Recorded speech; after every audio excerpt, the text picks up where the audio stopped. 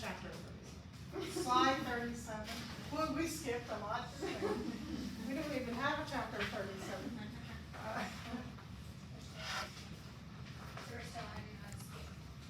So, just a quick review on what we've already done. How many types of skin do we have? How many layers? We have two, right? We have epidermis, which is the most superficial. It's one sloughs off all the time. And then we have the dermis, which is known as the true skin. Right? Now, how many layers of the epidermis do we have? Is it 4 or 5? It's 5. And really, the only one I want you to pay attention to is the one where mitosis occurs. And which layer is that? The stratum. Stratum spinosa. Not spinosa. Basale. Stratum basale. That's where mitosis occurs. Excellent. What else? Let's see.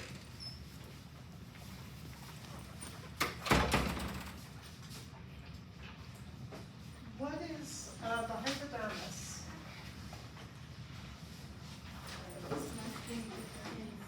Yes, beneath the dermis. Is it part of skin? No. No. It's all the parts that people want to get rid of. Yeah, has a lot of fat. Has a lot of adipose. That's a fair statement. This is chapter 5, correct? Correct. Chapter 5. Trying to think of what else we talked about.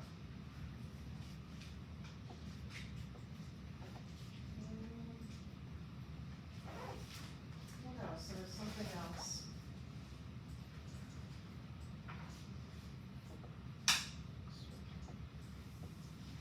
Oh, what determines our skin color? Melanin. Excellent. How many types do we have of melanins? 2. What are they called?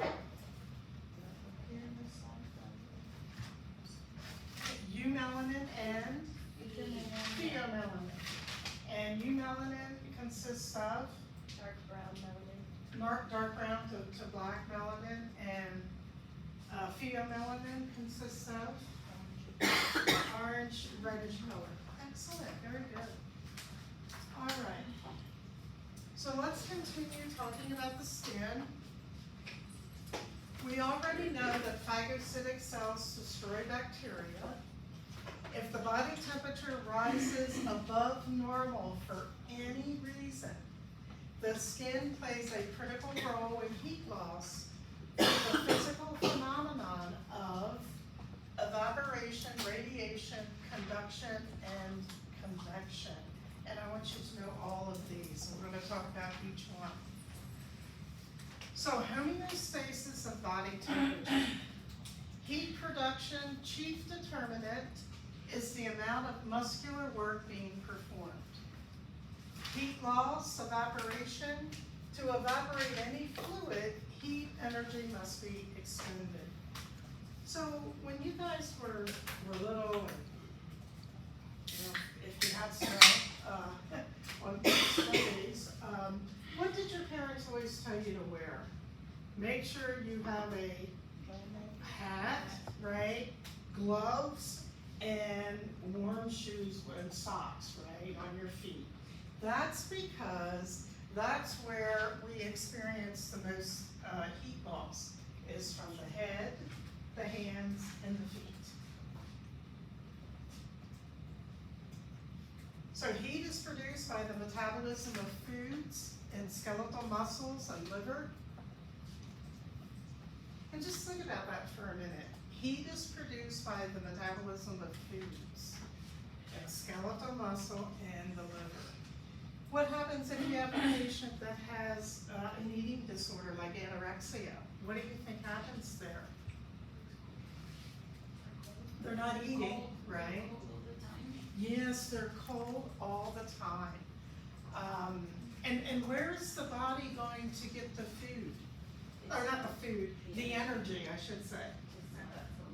From fat, What happens when they does the body go for the energy? To the muscle. But by that time, they have very little time. At that point, it's a life or death situation, because muscle doesn't really provide that much energy. The skin does not produce heat, but it plays a big role in retaining and dissipating heat to maintain homeostasis of body temperature. So approximately 80% of heat loss occurs through the skin, 80%.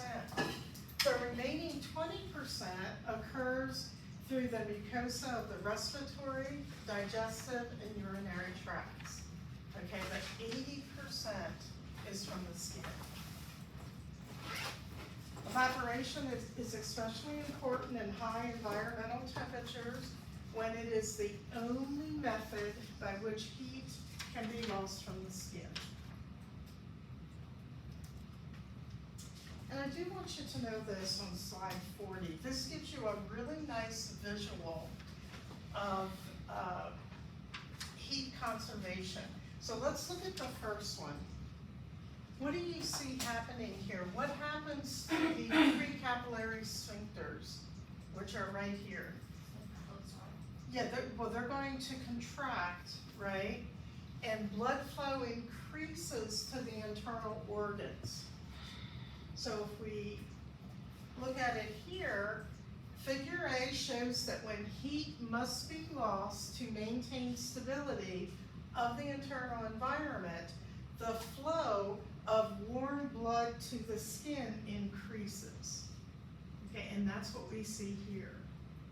Now, if we look at this one, increased heat loss, now just the opposite happens. These precapillary sphincters relax, and then you're going to have heat released across the epidermis. So it shows that heat can be lost from the blood and skin by means of radiation, conduction, convection, and evaporation. And that's what we see here. So if I ask you on an exam, what will you see with increased heat loss? The first thing I want you to think of is that those precapillary sphincters are going to relax. Okay, they're going to relax, and that heat is going to go out across the epidermis, the most superficial part of the skin. If I ask you, what will you see in heat conservation? Right away, you're going to think of the precapillary sphincters contract, which is going to increase the blood flow to the internal organs. Any questions on this? We're okay? Okay. Remember, the head, hands, and feet are the major areas of heat loss.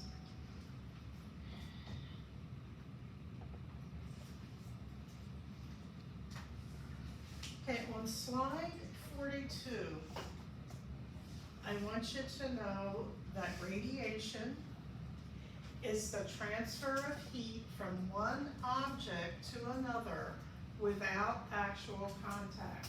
I want you to know that definition. Radiation, transfer of heat from one object to another without actual contact. I'm going to show you a visual of this in a minute. Conduction, transfer of heat to any substance actually in contact with the body. So with conduction, we actually have contact there. Convection is transfer of heat away from a surface by movement of air. Okay, so air, wind.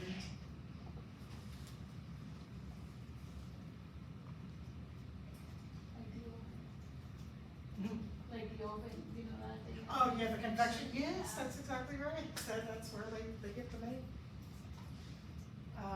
Radiation is an important method of heat loss in cool environmental temperatures. In hot environments, no heat is lost by radiation, but it may be gained by radiation from warmer surfaces to the skin, and we'll see that in a second, like the sun. Conduction accounts for a relatively small amount of heat loss, and so does convection, so you wanna know that. Conduction and convection accounts for very little heat loss. And I like this visual. So you have a young man sitting on a picnic bench, and for evaporation, remember the definition. What's the definition of evaporation? You can go back and look. To evaporate any fluid, heat energy must be expended. Okay, so here, what do we have? Evaporation of water from body surfaces or breathing passages cools the body. Okay, so that's evaporation. Radiation, objects exchange radiation with each other and with the sky. So warmer objects lose heat to the cooler objects. So if his body's hotter, where's the heat going to go? Warmer objects lose heat to, so in this case, what would it be? If heat, like right now, really hot? So if I'm sitting on this bench and it's a little cooler outside, where's that heat going to go? Environment. Yeah, into the environment. Heat is lost by convection when a stream of air or wind is cooler than the body temperature surface. Whoops, and that's convection.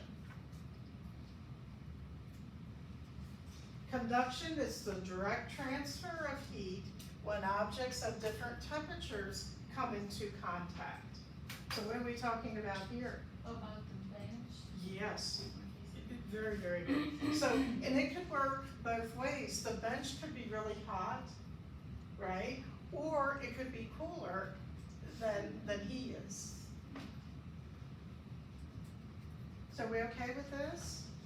Does this kind of give you a nice visual of these terms? Okay. So homeostatic regulation of heat loss. Heat loss by the skin is controlled by a negative feedback loop. What is our body's thermostat? This is from chapter 2. You got it. Hypothalamus is our body's thermostat. So receptors in the hypothalamus monitor the body's internal temperature.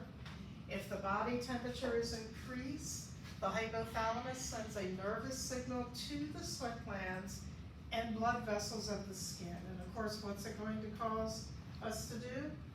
Sweat. And if we're sweating, we're going to cool down. And this is very similar to the negative feedback loop that we looked at in chapter 2. So there's a guy exercising, his blood temperature is increasing. It's detected by the temperature receptors of the skin. It's gonna send nerve fibers to the thermostat, which in our case is the hypothalamus. And the hypothalamus is going to send a correction signal to the skin. In particular, the sweat glands and blood vessels are going to dilate, and it's going to cause us to sweat. And by sweating, it's going to decrease our temperature. It's going to cool us down. Just like, have you ever been in a sauna, a hot sauna? What do? You sweat, and that cools you down. If you weren't able to sweat, what would happen if you went in that sauna? Probably just like edema. You sure would. Eventually. You really would, because your body wouldn't be able to naturally cool off, and you'd be in a lot of trouble. Remember, what's the opposite of this? If it's too cold, what do we do? Shiver. I see some of you guys doing that in here, and I have to adjust the temperature.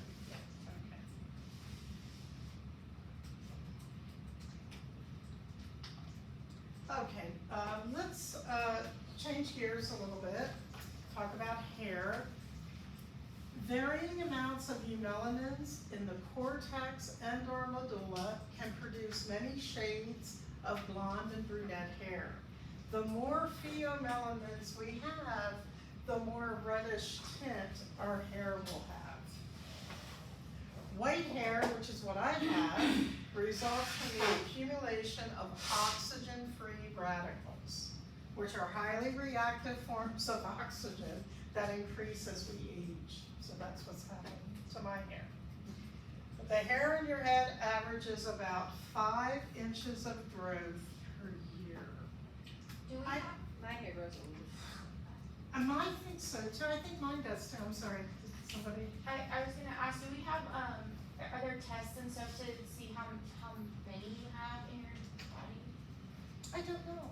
Actually, I don't know if really anybody don't. cares to know, but.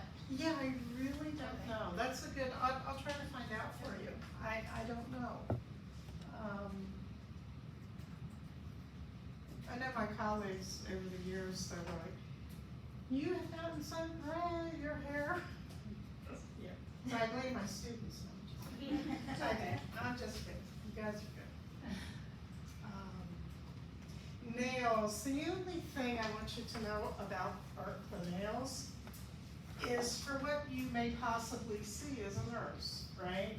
If the nail beds are blue, what is that indicative of? Cyanosis, right? It means our patient could be what? Give me some examples that would cause cyanosis. Which one? Poor circulation. Poor circulation, COPD, emphysema, all those things. We can also have something, and I don't know if you're aware of this, right here. Do you see these pigmented nails here? Do you see the lines? Okay. This is something, especially a dermatologist would be very concerned with, because you can develop skin cancer under your nails. It's very, very serious. So what they do, let's say that you have a patient that had squamous cell. Squamous cell is a very, if you had to pick a cancer, you want to pick squamous cell or basal cell. It's a type of skin cancer that has an excellent prognosis because it grows super, super slow. So let's say you have a patient that has a mole removed from their face. Well, the dermatologist after that will either have the patient come in every 6 months or once a year to do a head to toe. They check everywhere. And the nail beds will be one that they will monitor all the time. So I always tell my nursing students, if you see something like this on your patients, it may be normal pigmentation, right, for that person, or it may be something more serious like cancer, so it should be checked. Another thing that you wanna look for, let's say that they have a line like this, and that's all they have, just one line going straight down the nail. And you ask them, does this hurt? And they say, yeah, actually it does. And then you feel it and it's really hot. That is a severe infection. And it has to be treated right away because if not, they will become sepsis. Sepsis will set in. It happened to a student of mine. I was watching her take notes and she could barely write. And I asked her what was wrong and she said, I don't know. She said, my fingers, I got this line on my nail and I said, and it obviously it hurts, and she said it hurts so bad and it was hot to touch. And I said, you have an infection. And she went in and sure enough, she had an infection. So you always pay attention to the nail beds, they can tell you a lot. Okay, let's talk about glands. We have several glands that you're responsible for. I'm gonna try to narrow down exactly what I want you to know about each gland. Eccrine glands, I want you to know, are very small, and they're the most numerous glands that we have in the body. Eccrine glands. They function throughout life, and they secrete perspiration or sweat. So I must have a zillion of these. I think I have more than the average person.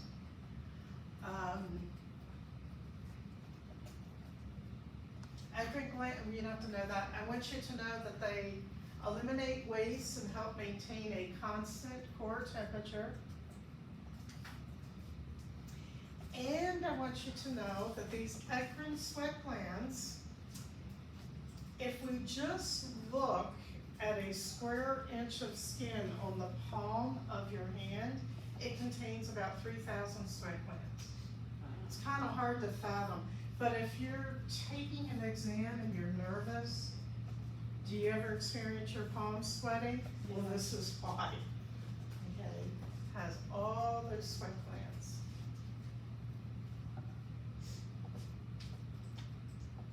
Okay, that's all I want you to know there for eccrine. Apocrine, I want you to know where they're located. They're located in the axilla or armpit area, areola of the breast, and around the anus. So they have very limited distribution. And they're larger than the eccrine glands. And they don't begin to function until puberty. Okay? They start functioning at puberty.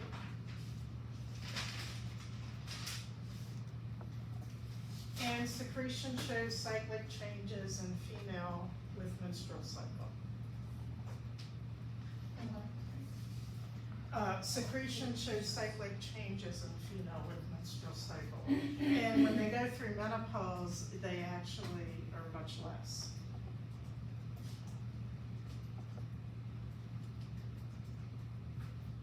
So the apocrine glands produce a more viscous and colored secretion.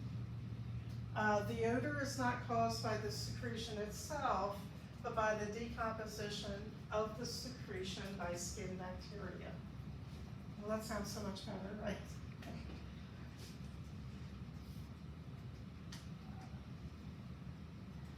The third one that I want you to know is sebaceous glands. Sebaceous glands. I always want you to associate sebaceous glands with sebum. Sebum. I want you to know they have lipid components that have antifungal activity. I want you to know they're found in the dermis except for thick skin, which would be the palms of the hand, soles of the feet. And this secretion actually increases in adolescence, and which causes what? Pimples, blackheads, acne.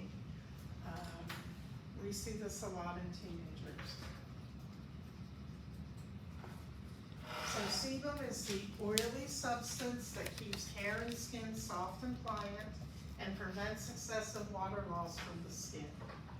Sebum may also lead to the formation of pimples and blackheads. Medically, how do we treat severe acne? Accutane? Yes, Accutane. What's the side effect of Accutane? This is why I don't like it. I don't like to use it for acne. I don't know what it is, but I know you can't, you're not supposed to, yeah, like to be about pregnancy. Oh, yeah, you don't take it when you're pregnant. But it causes liver issues. So anyone that's on Accutane has to have frequent liver panel tests run. It's really hard on the liver, so it's not my favorite drug for acne. As soon as you stop Accutane, like, will they just come back, or? Yeah, you know, it depends. It depends on, sometimes the acne is really bad, it's like cysts. Yeah. You know, and then we can give antibiotics for those, which I'm not a big fan either. Because what happens when you give antibiotics for things like acne? They Build that work, I mean, it does work. You build that resistance? You build a resistance, so if you come in contact with something, it won't be effective.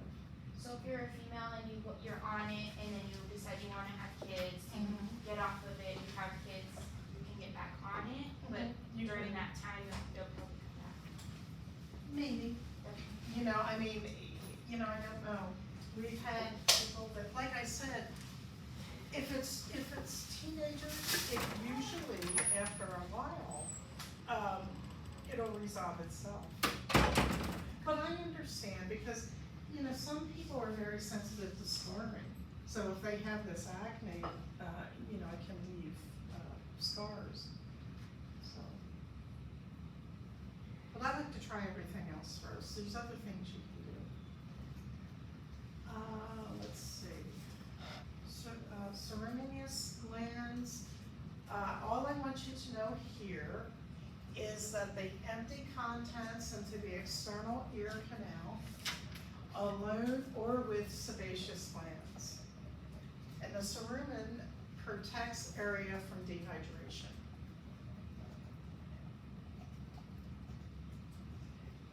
Okay, so there's 4 of them, not too bad, right?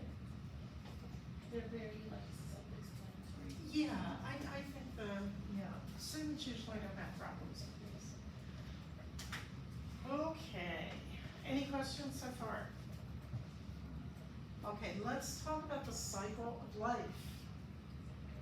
Skin, in children, skin is smooth, it's unwrinkled, and it's characterized by elasticity and flexibility. They have few sweat glands. They heal really quick. When we become adults, the development and activation of sebaceous and sweat glands occur. Increased sebum production can result in acne.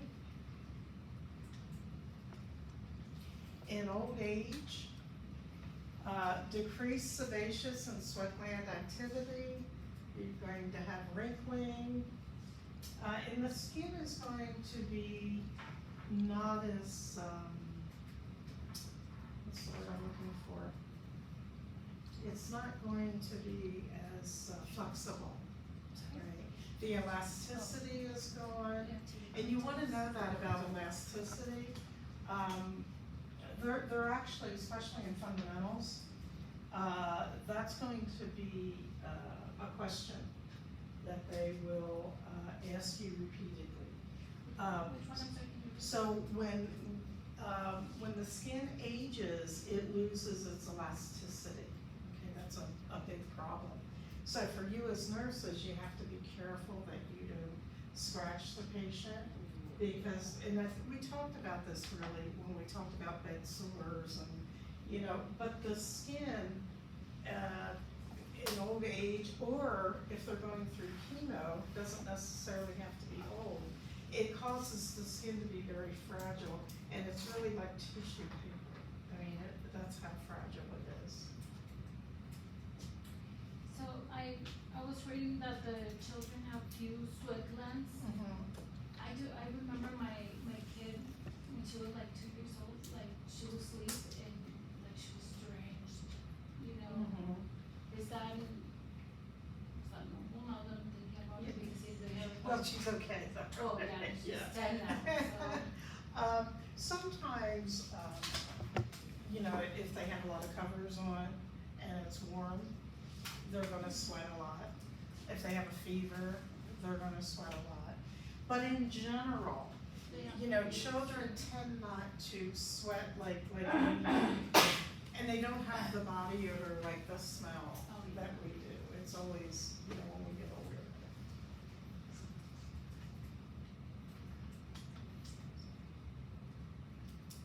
And kids sometimes move around a lot when they sleep. Have you ever done, I don't move, I don't even burn calories when I sleep. I just don't really. So wrinkling can also be caused by overall degeneration of the skin's ability to maintain itself as efficiently as it did in earlier years. One of the big causes of wrinkles though is what? Besides the sun, the sun.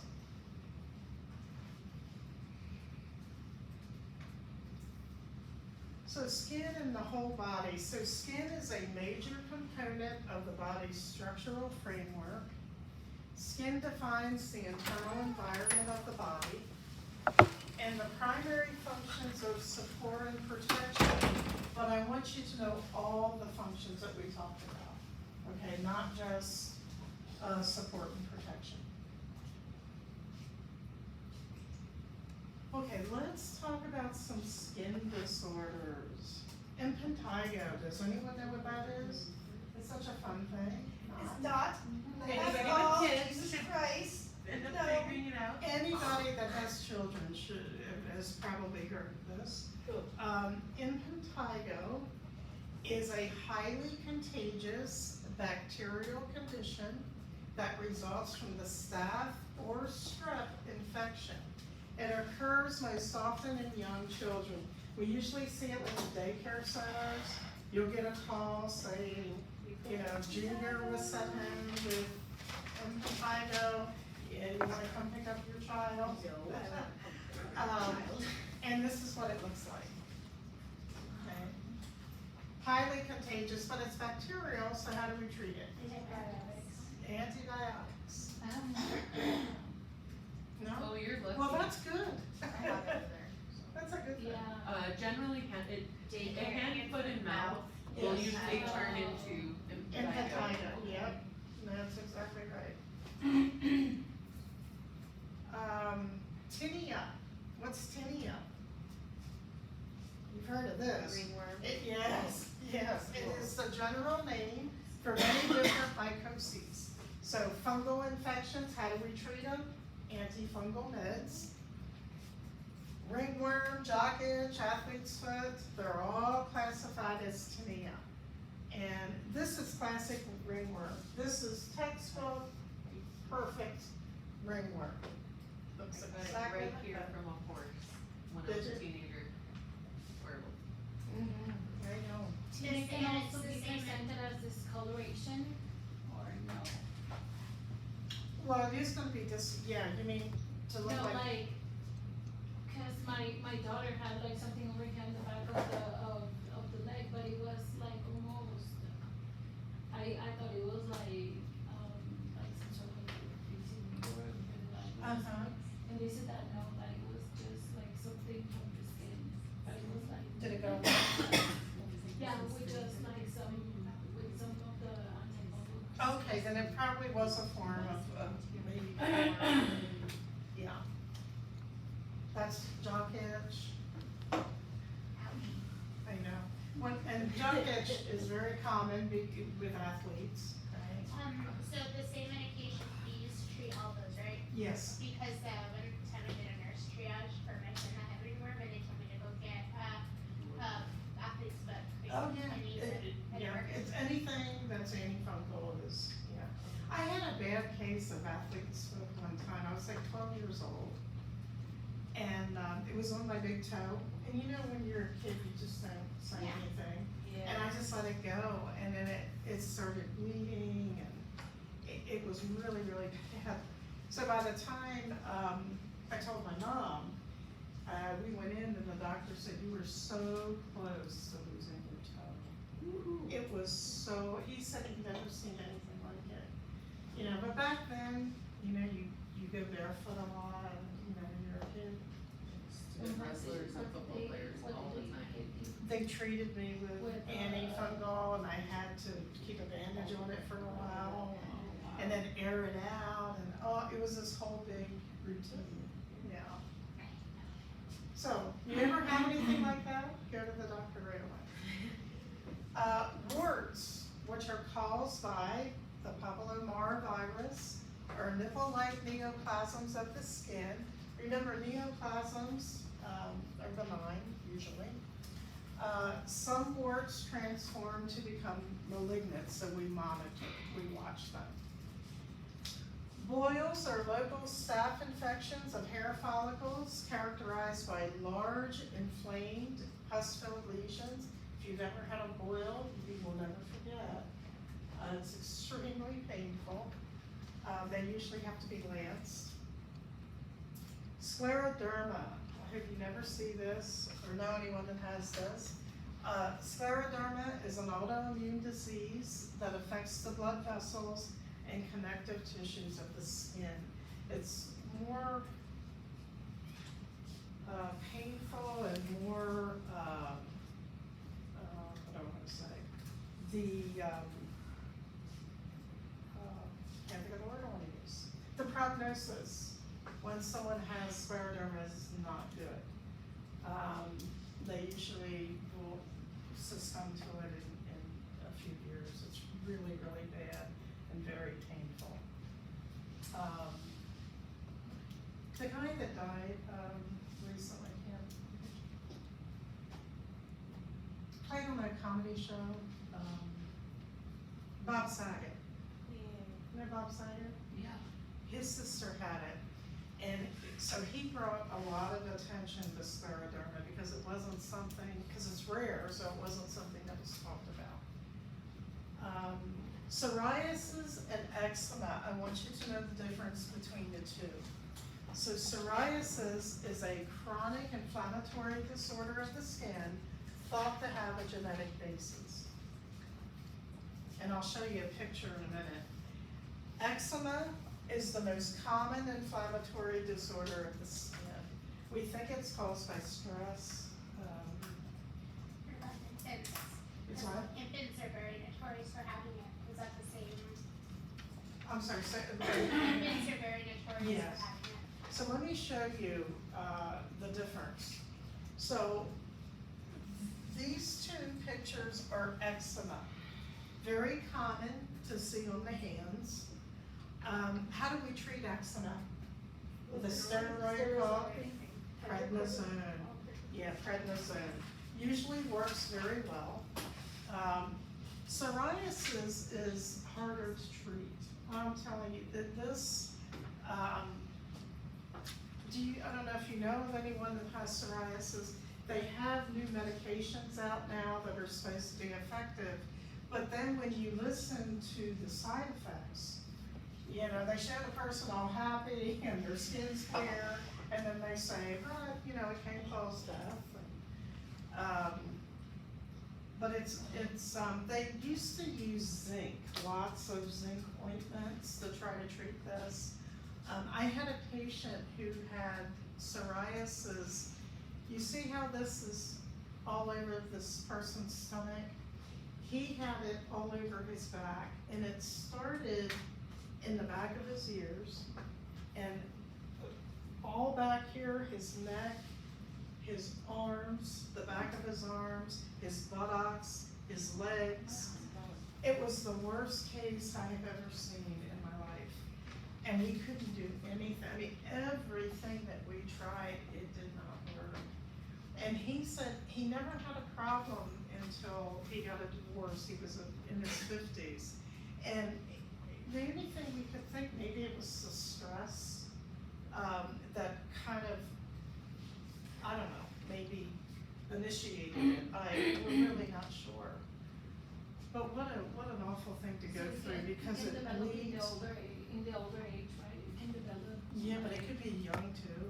Okay. Yeah, but he had such beautiful skin, which was the weird thing. Never had acne, never had anything.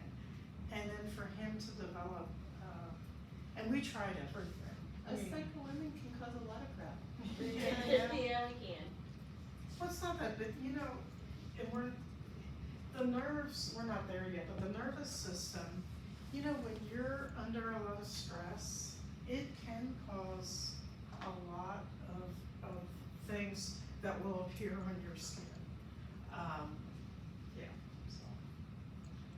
Hives is I'm one. a stress hive person. Yeah, you can, yeah. Okay, let's talk about skin cancer, something, not only do you need to know as a nurse, but you really should know, just for your own well-being and for your family and friends. So we have different types of skin cancer. I want you to know that basal cell and squamous cell are fortunately the most common types of skin cancer. And I say fortunately because the prognosis is outstanding.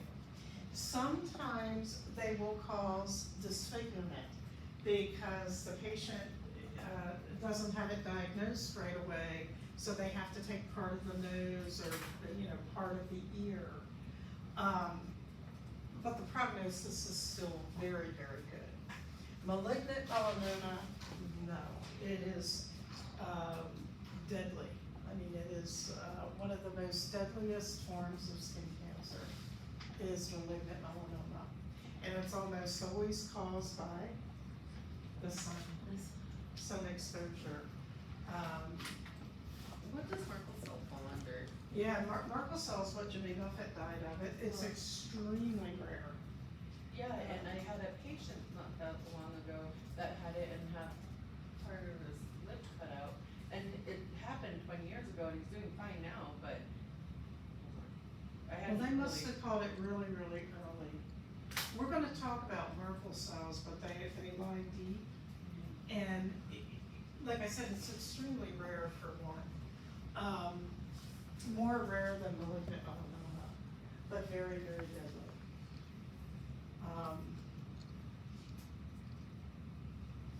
And of my generation, we didn't know about sun, that it was detrimental. I mean, I remember climbing up on the roof to get a tan because I wanted to be closer to the sun.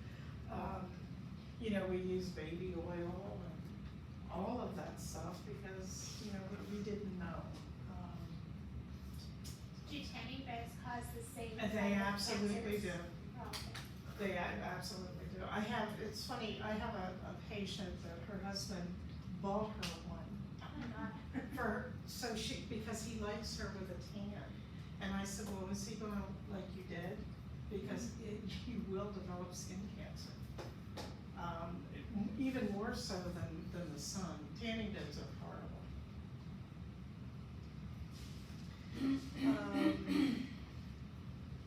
What else?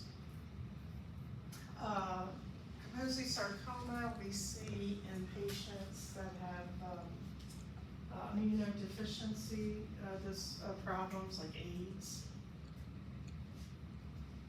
So this first one is basal cell. This is a perfect textbook picture of basal cell carcinoma. The rule of thumb is you want to, any mole that is bigger than I won't say anybody with a pencil, that is bigger than the top of an eraser on a pencil, you want to have it checked out. Okay, that's just a rule of thumb. If you have a mole that has changed, if it's changed color, if it's multiple colors, you want to have it checked out. I'm sorry. Sometimes, they will itch, so it's something, but you really want to look, and I'll show you the chart, but you want to look at the border, because you want to make sure it's not uneven. This is raised, okay? But this is basal cell, and this is squamous cell carcinoma. Okay, very common to see on the ears, because if you're out in the sun, your ears are exposed, your nose, the head.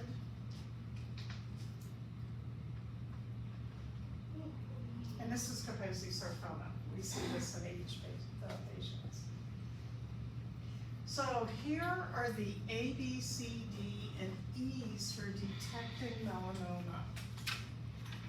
So let's look at the first one. A is for symmetry. You see how this is normal. Okay, there's nothing uneven about this. It looks fine. melanoma, or I'm sorry, malignant melanoma is going to be asymmetrical. Here, you look at the borders are even. Here, they're all over the place. Okay, the borders are uneven. You look at the color, on this one, it's just one color. On this, it has multiple colors. That's a big sign, right? Multiple colors. Diameter, smaller than 1/4 of an inch, larger than 1/4 of an inch.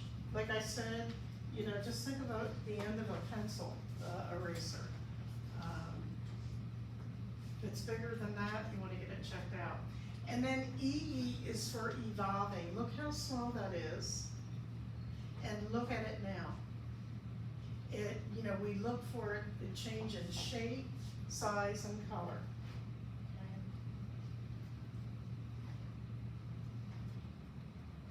So I want you to know what each letter stands for.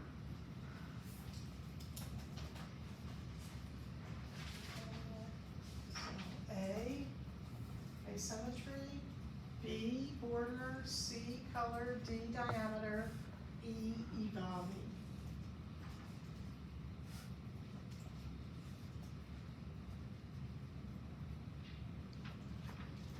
So I can't stress how important this is. Anybody can develop skin cancer. Anybody can develop malignant melanoma. Malignant melanoma is deadly. The patient can have a mole in their shoulder and they get it removed, and before you know it, it has spread to the brain. Okay, it is just deadly. There's a guy, a dermatologist that, in California, he specializes in malignant melanoma, and people go to him from all over. And he's so good because he will remove not just the mole, but a lot of the surrounding tissue so that he makes sure that he gets it all. The problem is, like if it is on the shoulder, the patient's going to lose their range of motion, but they will survive, right? He's really, really good. Oops. So you don't have to memorize this number, but I wanted to give you an idea of how prevalent skin cancer is. So more than 800,000 new cases of skin cancer are diagnosed each year in the United States. That's a lot of skin cancer. Basal cell and squamous cell account for more than 95% of all reported cases. Like I said, which is good news because they both are very responsive to treatment and they seldom metastasize. However, if left untreated, these cancers can cause significant damage to adjacent tissues that result in disfigurement and loss of function. Malignant melanoma has a tendency to spread to other body areas and is much more serious form of disease than either the basal cell or the squamous cell varieties. And again, we see Kaposi sarcoma in AIDS. Any questions on skin cancer? No? Kaposi sarcoma, it's not just explosive, but you have No, it's for anyone that is immunocompromised, but we see it a lot in AIDS patients. But what else? Any other questions for me? No? Okay. Let's move on to burns. As you know, burns can be devastating, right? If a patient has 3rd to 4th degree burns over 70% of their body, the prognosis is not good, right? So, burns recovery depends on the affected area and the severity of the burns. So I want you to know what happens in each degree. in first degree, all we're going to see is a little bit of redness and the patient will have some discomfort, okay? But no blistering, okay? You wanna put that in your notes, make sure you know that really well, because especially on antibiotics, they always try to trick you, right? So first degree burns, no blisters, just discomfort and redness.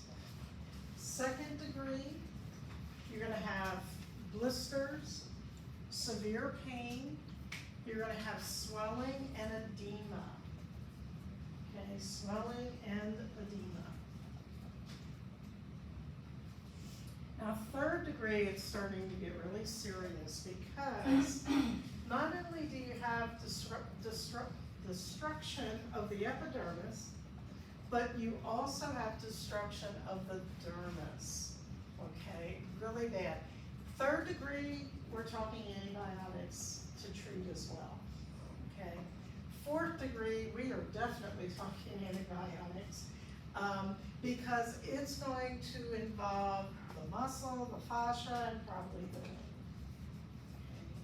So, very, very bad. And we're also, in fourth degree, going to do what? Skin grafts. Skin grafts. Probably in ICU, I'm sorry? probably in the ICU. Oh, yes, absolutely. The only good news about the third, fourth degree burns is that there's not as much pain because what's happened? You burn the nerves You away. burned the nerves. Yeah. I know. But it's, yeah, except for, you know, your mind. Back. But your mind, you know, if you can look at the burn, the mind is gonna give you pain, right? Because it's gonna be like, oh my gosh, what just happened? It's kind of like when you have to have brain surgery and you're awake, and you know, they cut open the skull. Well, just hearing that and smelling it kind of makes you feel something. Yes, that's true. That's true. Just hearing it, like, Okay, rule of nines, I want you to know, is a method of estimating the amount of skin surface burned in an adult. We're gonna talk more about the rule of nines in lab. So typically, we think of a burn as a thermal injury or lesion caused by contact of the skin with some hot object or fire. But what else can cause it? There's actually some chemical burns. Oh my gosh, chemical burns. So in the rule of nines method, the body is divided into 11 areas, 9% each, with the area around the genitals or the perineum representing the additional 1% of the body's surface. And again, we're gonna talk about this more in lab. First degree burns cause general discomfort or redness of the skin, but no blistering. In deep second degree burns, damage to sweat glands, hair follicles, and sebaceous glands may occur, but tissue death is not complete. Third degree, I want you to know, because you're gonna see this in core, and you're gonna see it with me. Third degree burns are also called full thickness burns. I want you to highlight that real big, and I want you to commit it to your memory forever. Tissue death extends below the hair follicles and sweat glands. And then fourth degree is when it's really bad because it involves the muscle, the fascia, and most likely the bone. So slide 77 gives you a nice little visual of these burns. So for first degree, as you can see, it only involves the epidermis. Right. Second degree, a little more serious, okay? Still though, I mean, you're gonna have the blistering, but it usually doesn't require medical treatment usually. Third degree, that's where you're gonna see antibiotics. And fourth degree goes all the way to the bone.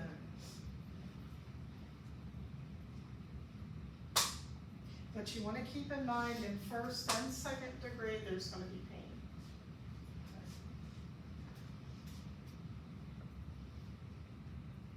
Okay, and this, I've already said this, so I really want you to know it. If I have to know twice, I want you to know. And pressure sores, we really already talked about. So we talked about the bony prominences and how they're very vulnerable to these bed sores or pressure sores.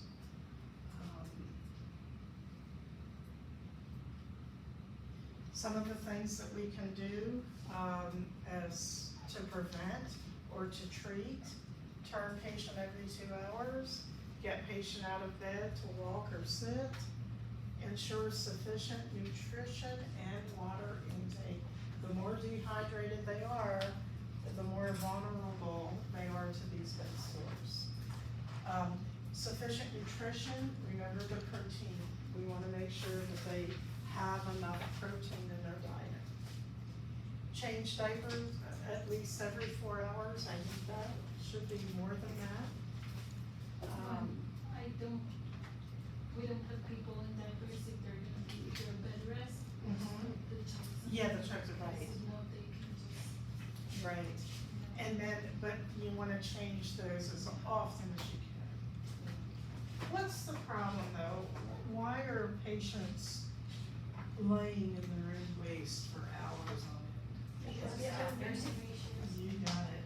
You got all these patients to one nurse, or 2 nurses. We're 1 to 60 at my facility. On the long-term care side, 1 nurse, 60 patients.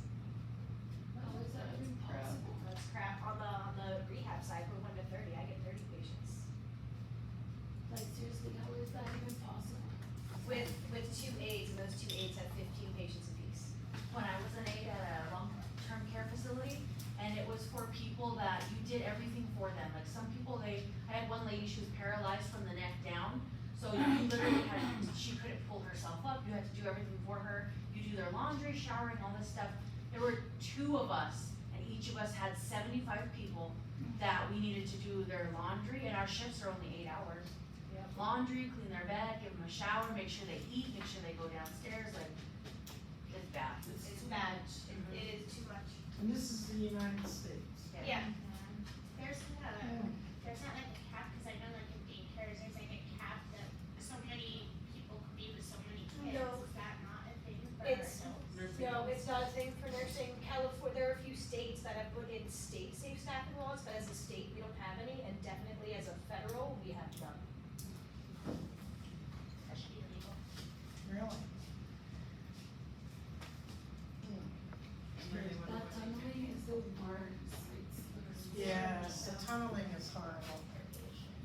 I feel like Like, measuring yeah. tunneling is horrible. When I measure, like, I feel so bad trying to measure a patient's tunneling, putting that Q-tip and stuff. I know. Makes me feel like a bad person. When you're packing it, that you have to. You, like, yeah, I feel so bad. So bad. I know. It's horrible. But again, part of the problem is the staffing and that's ridiculous. You know, it's just, It's happening, they don't pay for nothing, they pull people off the streets, and they're like, here, have that. I used to go into an Alzheimer's facility. And I went in there one day and this woman she couldn't breathe, right? She was cyanotic. And all she kept saying was oxygen, oxygen. So I got the nurse and I said, you know, she can't breathe, she needs her oxygen. And you know what she told me? She has Alzheimer's. So if I And should know I nothing. said, what does that have to do with her? She can't breathe. Oh, she says that all the time. I said, she's cyanotic. Were you a provider at that time? Were you, Not for there. I was seeing a friend of mine. His well, mother I know, was- but you were an MD and you're like. Oh, yes, of course. And of course, they took care of it right away. But if I wasn't there or a loved one wasn't there to bring it to the attention, and her answer was, well, she has Alzheimer's. I was like, well, I know, of course she does, this is an Alzheimer's, what does that have to do with? It has to do with like a lot of who they hire, because they hire people who don't even have a medical background. They don't even know what they're looking for, and it's just so awful. Like they just are like, oh, they have Alzheimer's. Literally hold signs on Central. That's very common with Help the needed. disabled people for the state that have, intellectual disabilities. No, I Their know. caregivers have absolutely no medical background, and it drives me nuts, except like, they don't know what their conditions are, what things help suit them. You know, their tells if they really are in pain, or if, you know, they're just having seeking. episodes. It's so sad because we get a lot of patients from Belen, and they have, you know, caregivers that bring them in for their appointments. And it's absolutely terrifying to see them like grab their arm and like move them and everything, and you know, it's like, it's very frustrating. We have to have advocates Yeah. for Yeah. people that, you know, because it's just unfair.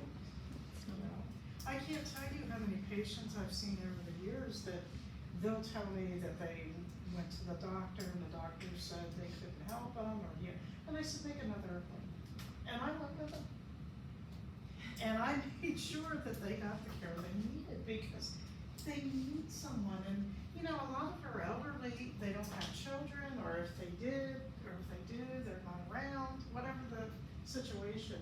But they need someone to be their voice. And until that can happen, we're going to continue to see these people abused, because that's what it is. Neglect is abuse. Yes, it is. Well, okay, just like nobody knows what's going on with me, but just like me, I've been fighting with my provider for a year. And making appointments and yelling and screaming, and finally, I just went to the ER. That's why I look like a heroin addict over here. But, yeah, me too. Yeah, it's, I have a friend that had kidney surgery, this was a few years back. And, she said, Penny, she said, something's wrong, my stomach hurts all the time. And I said, well, make sure you tell them when you go back. So she told them, and they said, you're just being a baby, that's what the doctor told her. You're just being a baby. And it kept getting bigger and bigger and bigger.